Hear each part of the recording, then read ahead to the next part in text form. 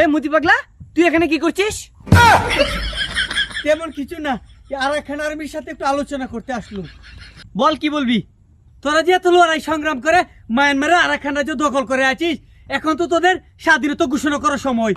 আমরা তো ভারতবর্ষে তোদেরকে সব দিকে সাহায্য সহযোগিতা করছি, কিন্তু ওই বাংলাদেশের ডক্টর ইউনূস কি করছে জানিস? তোদের জান্তা সরকারের সাথে চুক্তি করেছে, তাদের দেশে যে রোহিঙ্গা আছে না, তাদেরকে ওই আরাকান রাজ্যে প্রত্যাবর্তন করবে। সালা তোদেরকে তো বালের দামও দিল না। বাংলাদেশের ওই চুক্তি তো তোদের সাথে আরাকান আর্মির সাথে যুদ্ধ ঘোষণা করার সমান। হ্যাঁ মোদিজি, এখন আমরা কি করব?